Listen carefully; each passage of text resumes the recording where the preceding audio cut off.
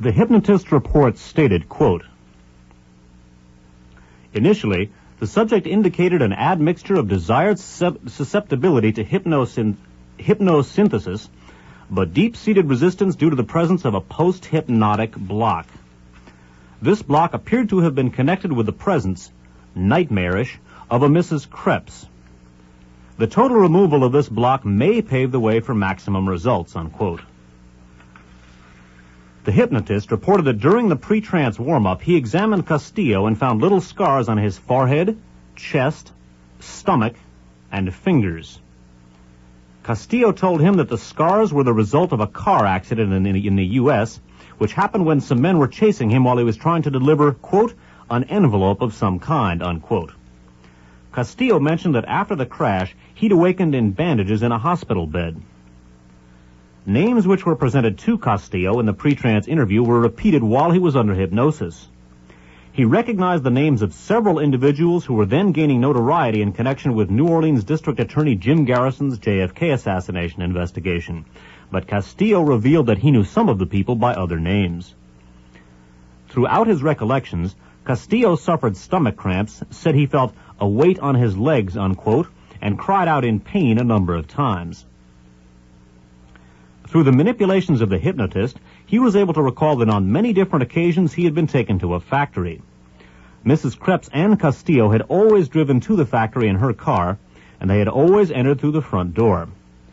Castillo could not remember the exact location of the factory, other than that it was located, quote, "way outside Chicago," unquote. He spoke of a romantic relationship with Mrs. Krebs, but while one moment he spoke of her as nice and kind, unquote, in the next breath he said he hated her. According to the hypnotist's report, one thing was certain. Whoever Mrs. Krebs was, she, quote, "controlled the subject's activities and consciousness like a nightmare," unquote. Eliciting information from Castillo was no easy task. Over the course of many interrogations, the hypnotist discovered that Castillo could be taken to 4 different hypnotic levels. It appeared to the hypnotist that each level came closer to the truth. He labeled these states Zombie 1, Zombie 2, Zombie 3, and Zombie 4. Depending upon which zombie state Castillo was in, his mannerisms and identity changed. In the first state, Zombie 1, Castillo believed he was a Loriaga, and he told tales of anti-American espionage. During Zombie 2, he took on the identity of a tough-talking CIA agent in trouble. While in Zombie 3, again Castillo emerged as an agent whose cover had been blown. At this level, however, he experienced a compulsion to kill himself. On the day he was to have assassinated Marcos, Castillo responded to a program he had revealed in an earlier interrogation. He attempted suicide in his jail cell by swallowing a bottle of epoxy glue. The Zombie 4 state revealed that Castillo's true name was Manuel Angel Ramirez, a 29-year-old native of the Bronx, New York. In this state, he had no recollection of his youth except for a hazy memory of his father, who Ramirez believed was a highly placed official at the agency, unquote. As Ramirez, Castillo said that most of his life had been spent in training with or on missions for the Special Operations Group of the CIA. He remembered one training camp where he learned clandestine and martial arts. Throughout the interrogations, the theme of programmed agent, unquote, emerged. Castillo's testimony under hypnosis was that of an individual whose identity had been completely erased and reconstructed several times over. On May 30th, 1967, Castillo spontaneously went from his normal state into a zombie state. In answering Castillo's question about transfer from the hospital to jail, the hypnotist unknowingly said, quote, "That depends entirely on the big chief, you know," unquote. Upon hearing these words, a blank look came over Castillo's eyes, and all efforts to wake him were at first unsuccessful. The hypnotist then called out a series of phrases from Castillo's notebooks and found that the phrases, "I will win if I don't lose my nerve," and, quote, "I must believe myself or no one else will believe me," unquote, awakened him. And Iptak will continue. The next day was Castillo's birthday. The NBI planned to give him a birthday party as an excuse to get him drunk to see if his behavior changed. Castillo, it seemed, had a huge capacity for liquor. Drunk to the eyeballs, he saluted one of the NBI agents and called him Colonel. "Where do we fly tonight, Colonel?" he asked. The agent quickly told him that he was to fly the same mission as the last one. Castillo said, "Haiphong," then drunkenly fell into bed. By the way, Haiphong, of course, is the Haiphong harbor area in North Vietnam. Castillo said Haiphong, then drunkenly fell into bed. He dug his fingers into his throat and vomited. He cried out for a doctor, and between vomit spasms rattled out his mission to the hypnotist. He said his real name was Manuel Angel Ramirez, his rank was sergeant, and he was assigned to the Strategic Air Tactical Command in South Vietnam. He said his immediate superior was Colonel Summers. He was in Saigon in January 1966, he related, and had flown B-26 missions over Haiphong and Hanoi.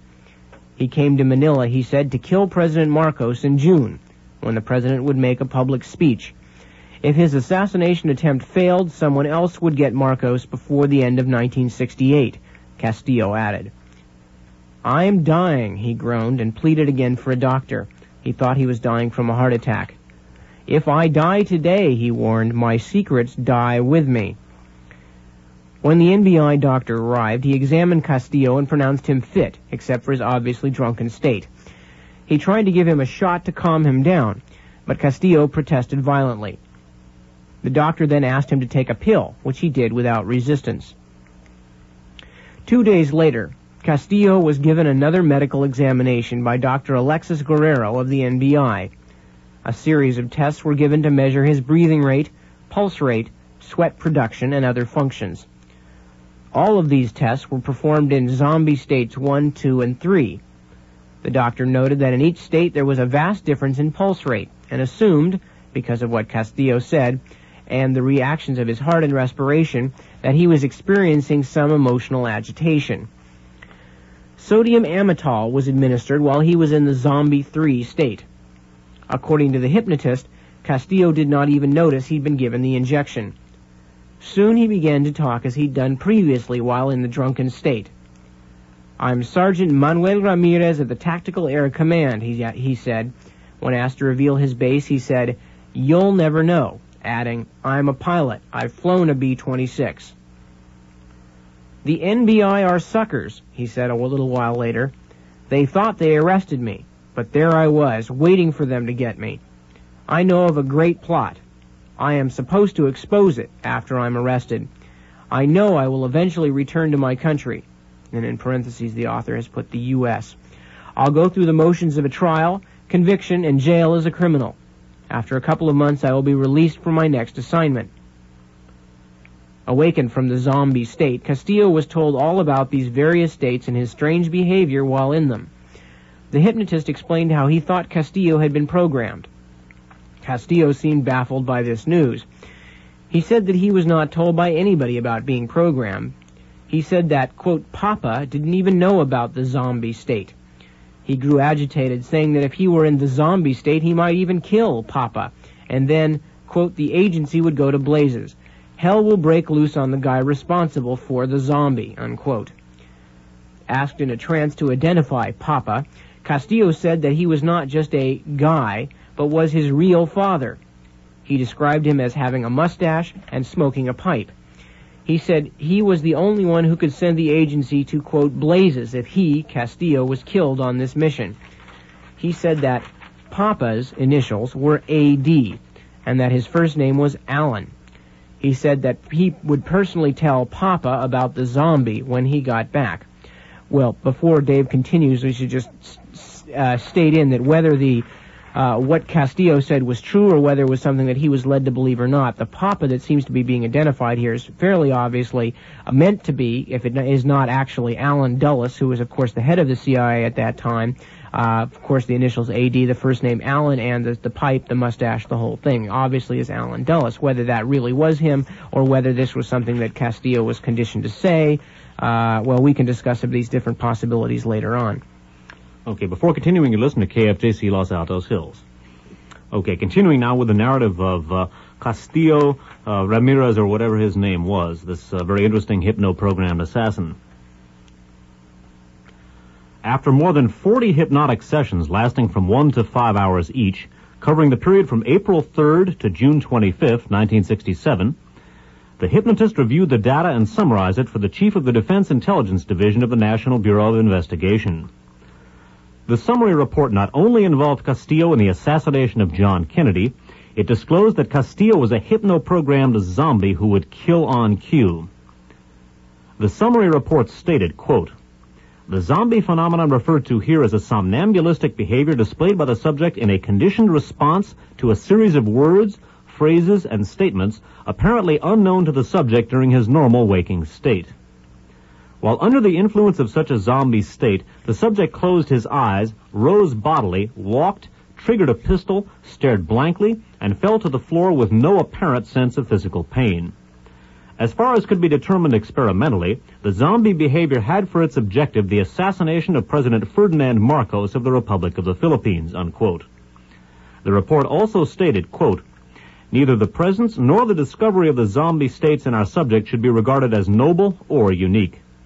If anything, the only remarkable character of the zombie state in our subject is its deeply ingrained and systematic presentation, indicating a certain disturbing degree of conditioning." Note that phrase, a disturbing degree of conditioning. In a lengthy summary, the NBI hypnotist and deprogrammer of Castillo recounted the details of exactly how he had uncovered the key that unlocked the programmed assassin's mind. The letters XBGUMIDUTYBX were found scribbled on the white surface of a cigarette package which was in Castillo's possession at the time of his arrest. The paper had been folded carefully and tucked into the back of his watch. Castillo had told investigators that this piece of paper was given him by a man named Luis Mauricio. Castillo said that Mauricio also gave him money. Mauricio was known to the NBI as a member of the Huck Guerrillas. Placing Castillo in a trance, the hypnotist called out the series of letters on the cigarette package. Castillo did not react. He then tried calling out the letters, pausing at different places. He found that when he paused between the G and the U, saying XBG, a pause, UMIDUTYBX, Castillo would reply with, "I am myself to kill," unquote. The hypnotist then tried the letters one at a time, and then in different combinations. While many of the combinations produced no response, the following were significant. When the hypnotist said X, unquote, Castillo quickly answered Mauricio, unquote. When the hypnotist said BGU, Castillo slowly said, "I am myself," unquote. When the hypnotist said MI, Castillo answered, "To kill," unquote. In another session, the hypnotist experimented with saying Luis Castillo as a command. The hypnotist reported, quote, "A pathetic sight takes place after this. The subject turns his pistol to his own temple and squeezes the trigger as many times as his name is repeated. Whenever the hypnotist would say, quote, June 12, 1967, 12 o'clock, June 22nd, 1967, July 4th, 1967, or January 1st, 1968, Castillo would invariably aim the pistol and squeeze the trigger. The hypnotist found that after the preparatory command to put him in a trace, if Castillo's eyes were open and he saw a photograph of President Marcos, he would, with no verbal instructions, aim and repeatedly squeeze the trigger of his pistol, following the photo wherever it was taken around the room. If the hypnotist said the word kill while Castillo was following this program, he would drop heavily to the floor and remain motionless.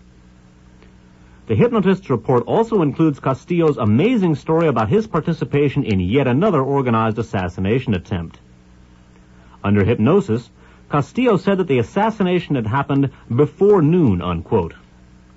He remembered being with a man called Lake, unquote, whom he described as a tall man weighing about 190 pounds, with a hawk-like nose, black hair, and oriental eyes set in a long face. Lake spoke with a foreign accent which Castillo could not identify. He said that he remembered meeting Lake along with 4 or 5 other men in an airport. They then drove together in a black car to a building. Castillo said that he thought the group included both Americans and foreigners, and he thought one man was Spanish. Continuing. When the group arrived at the building, Castillo said they climbed to a second-floor room, which he described after some uncertainty as brown. The room contained packing crates, a short brown table, a typewriter, and two, quote, lift-up glass windows overlooking a street. Lake opened a black suitcase, which Castillo described as a bowling bag with a zipper and lock. It contained a scope and pieces of a rifle, which Lake assembled. He set the scope at 500 yards and gave the rifle to Castillo. Castillo did not seem certain about the make or caliber of the rifle, but finally said that he